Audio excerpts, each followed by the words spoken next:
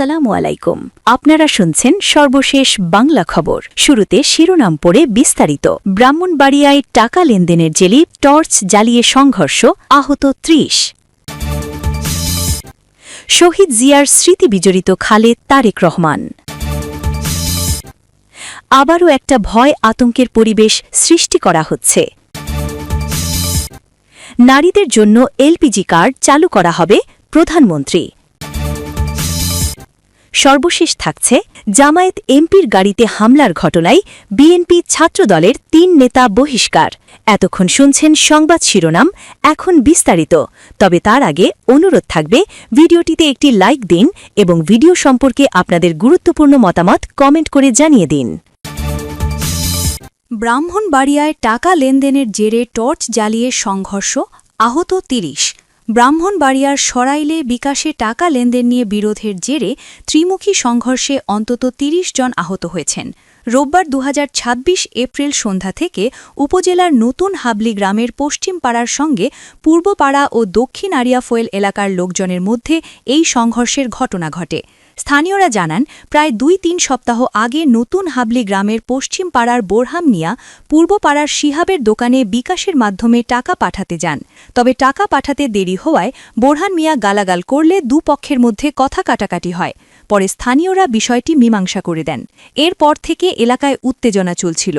রোববার বিকেলে শিহাবকে দক্ষিণ আরিয়াফয়েল এলাকার রায়হান, ইয়াসিন সহ বন্ধুদের নিয়ে পশ্চিম পাড়া এলাকায় ঘোরাফেরা করতে যায়।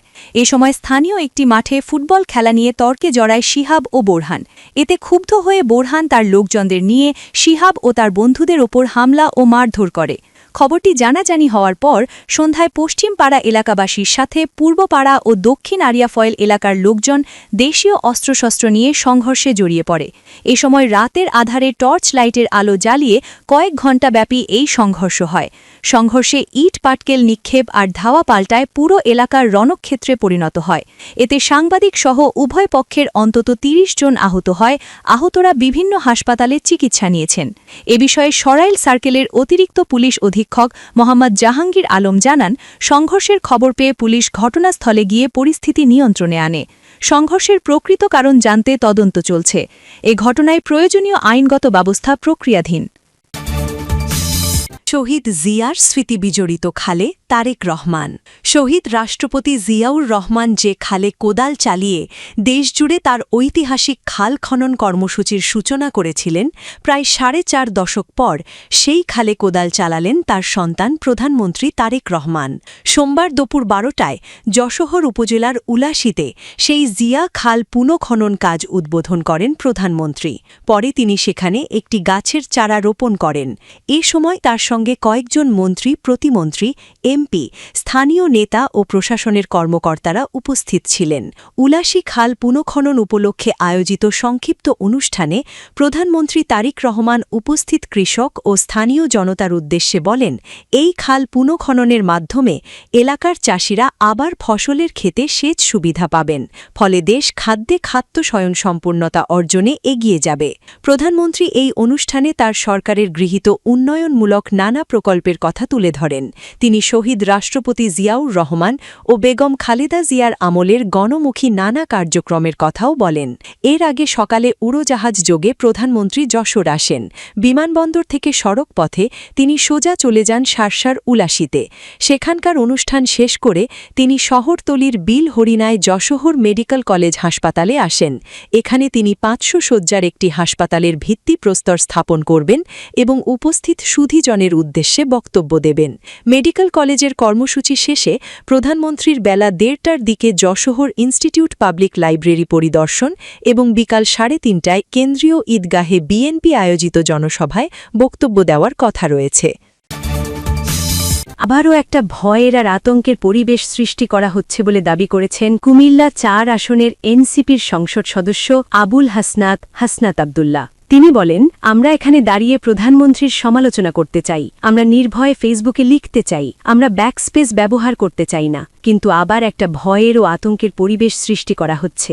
আজ রোববার ২৬শে এপ্রিল জাতীয় সংসদের রাষ্ট্রপতির ভাষণের সম্পর্কিত অনুবাদ প্রস্তাবের উপর আলোচনায় অংশ নিয়ে এসব কথা বলেন হাসনাত আব্দুল্লাহ। বিকেলে স্পিকার হাফিজউদ্দিন আহমেদের সভাপতিত্বে সংসদের অধিবেশন শুরু হয়। হাসনাত আব্দুল্লাহ বলেন, আজকে আমরা সংসদে সবার কাছে অনেকের সংগ্রামের কথা শুনি। তারা অনেক লড়াইয়ের মধ্য দিয়ে আজকে সংসদে এসেছেন। আসলে আমাদের প্রজন্মের জন্য আপনারা যে কাজগুলো করছেন, যে দায়িত্বটা নিয়েছেন, এই দায়িত্বের ফলভোগী বা সুবিধাভোগী কিন্তু আমরা, আমাদের এই প্রজন্ম।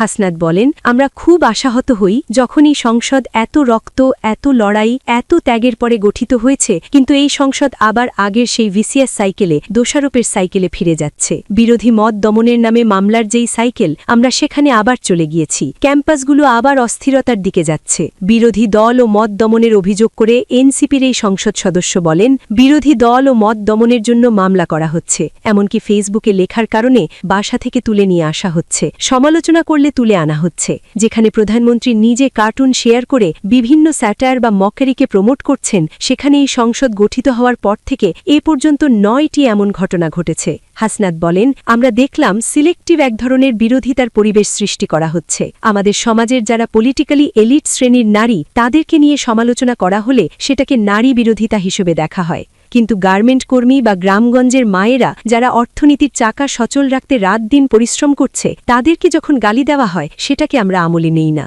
এই ধরনের সিলেক্টিভ জায়গাগুলো থেকে আমাদের বেরিয়ে আসতে হবে। বিরোধী দলীয় এই সংসদ সদস্য বলেন, ক্যাম্পাসগুলোতে আবার অস্থিরতা তৈরি করা হচ্ছে। আমি ২০২২ সালে যখন ইউনিভার্সিটি থেকে এসেছিলাম, তখন সেখানে গেস্ট রুম আর গণরুম কালচার ছিল। ক্ষমতাসীন দল শিক্ষার্থীদের পুঁজি করে তাদের ক্ষমতা কাঠামো দীর্ঘমেয়াদী করার জন্য বাধ্যতামূলক রাজনীতি করাত।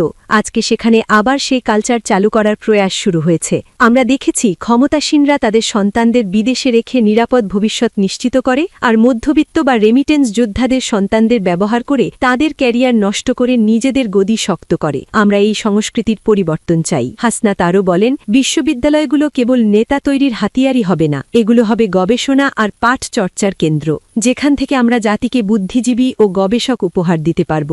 কিন্তু দুঃখজনকভাবে বিশ্ববিদ্যালয়গুলো কেবল নেতা উৎপাদনের সার্কেলে পরিণত হয়েছে। এই ৩৬ জুলাই তরুণ প্রজন্মকে কি দিয়েছে? ১৭ বছর ধরে যারা নির্যাতিত হয়েছে, তাদের আমরা কিছুই দিতে পারিনি। আমরা একটা কাঠামোগত পরিবর্তনের জন্য লড়াই করেছিলাম। হাসনাত আব্দুল্লাহ বলেন, সরকারি ও বিরোধী দল একটি আপেক্ষিক বিষয়। আপনারা একসময় এ পাশে ছিলেন, এখন ও পাশে গিয়েছেন। আমি সবাইকে আহ্বান জানাব প্রজন্মের ভাষাকে অনুধাবন করার জন্য। আমাদের প্রধানমন্ত্রীর সন্তান যে প্রজন্মের, আমরাও সেই একই প্রজন্মের। কেবল বিএনপি, জামায়াত বা এনসিপি নয়, বরং মানুষের স্বপ্ন বাস্তবায়নের জন্য আমাদের কাজ করতে হবে। এই সংসদে এসি রুমে বসে, এসি গাড়িতে চলে বা ঢাকার ২৪ ঘণ্টা নিরবিচ্ছিন্ন বিদ্যুতের মধ্যে থেকে জনগণের সমস্যা বোঝা যায় না। লোডশেডিং বা বড় সমস্যাগুলো এখানে পাওয়া যাবে না। বিভাজনের রাজনীতি না করার আহ্বান জানিয়ে হাসনাত বলেন, আমরা যদি আবার বিভাজনের রাজনীতিতে ফিরে যাই, তবে কোনো রাজনৈতিক দল নয়, বরং জুলাইতে আমরা যাদের পরাজিত করেছি তারাই লাভবান হবে। নারীদের জন্য এলপিজি কার্ড চালু করা হবে প্রধানমন্ত্রী তারেক রহমান। দেশের নারীদের ফ্যামিলি কার্ডের পাশাপাশি রান্নার সুবিধার জন্য এলপিজি কার্ড দেওয়া হবে বলে জানিয়েছেন প্রধানমন্ত্রী তারেক রহমান। সোমবার ২৭ এপ্রিল সকালে যশোরে জিয়াউর রহমানের উন্মোচিত নাম ফলকের পাশেই উলশি খাল পুনঃখনন প্রকল্পের উদ্বোধন শেষে সুধী সমাবেশের বক্তব্যে তিনি এসব কথা বলেন। সমাবেশে প্রধানমন্ত্রী নারী শিক্ষা ও কল্যাণে বিভিন্ন উদ্যোগের কথাও তুলে ধরেন। তিনি বলেন, সরকার মেয়েদের জন্য ডিগ্রি পর্যন্ত বিনামূল্যে শিক্ষা ব্যবস্থা চালু করবে এবং মেধাবী শিক্ষার্থীদের জন্য উপবৃত্তির ব্যবস্থা করা হবে। এছাড়া দেশের মায়েদের জন্য ফ্যামিলি কার্ডের পাশাপাশি এলপিজি কার্ড চালুর পরিকল্পনার কথাও জানান। তিনি জানান, সরকারের প্রত্যেকটি কর্মসূচি হবে মানুষের জন্য। এর আগে কৃষি কার্ড চালু করা হয়েছে এবং ১০,০০০ টাকা পর্যন্ত কৃষি ঋণ মওকুফ করা হয়েছে।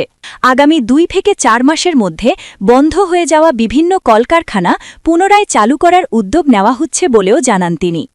শিল্প উদ্যোক্তাদের সঙ্গে আলোচনা করে তাদের সমস্যার সমাধানের চেষ্টা চলছে বলেও উল্লেখ করেন।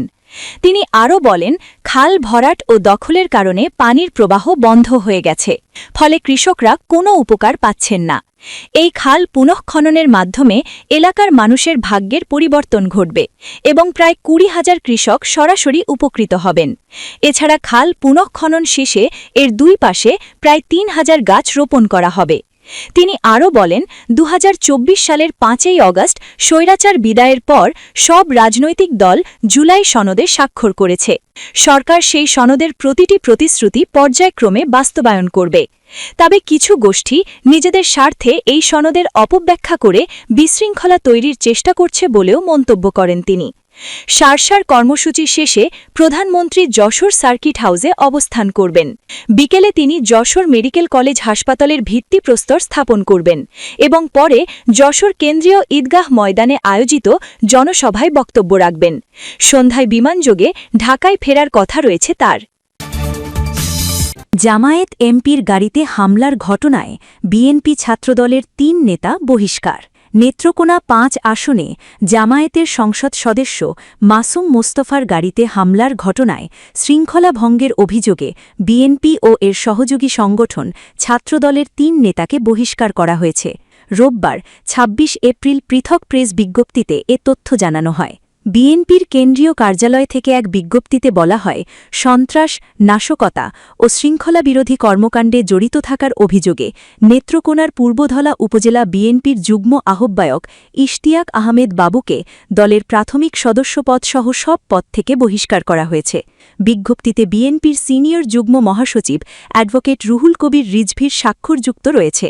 অন্যদিকে ছাত্রদলের কেন্দ্রীয় সংসদের এক বিজ্ঞপ্তিতে জানানো হয়, সাংগঠনিক শৃঙ্খলা ভঙ্গের অভিযোগে নেত্রকোনা জেলা শাখার অধীনস্থ পূর্বধলা উপজেলা ছাত্রদলের সদস্য সচিব সাজু আহমেদকে তার পদ থেকে এবং সাবেক যুগ্ম আহ্বায়ক সোলাইমান কবিরকে প্রাথমিক সদস্য পদ থেকে বহিষ্কার করা হয়েছে। ছাত্রদলের সভাপতি রাকিবুল ইসলাম রাকিব ও সাধারণ সম্পাদক নাসির উদ্দিন নাসির এই সিদ্ধান্ত অনুমোদন করেন। একই সঙ্গে সংগঠনের সব পর্যায়ের নেতাকর্মীদের বহিষ্কৃতদের সঙ্গে কোনো ধরনের সাংগঠনিক সম্পর্ক না রাখার নির্দেশ দেওয়া হয়েছে। উল্লেখ্য, গত শুক্রবার ২৪ এপ্রিল সন্ধ্যায় নেত্রকোনা ৫ আসনে জামায়াতের সংসদ সদস্য মাসুম মোস্তফার উপর হামলা এবং তার গাড়ি ভাঙচুরের ঘটনার পরিপ্রেক্ষিতে এই বহিষ্কারের সিদ্ধান্ত নেওয়া হয়েছে বলে সংশ্লিষ্ট সূত্র জানিয়েছে। নেত্রকোনা বাংলাদেশ জামায়াত ইসলামী বহিষ্কার ছাত্রদল।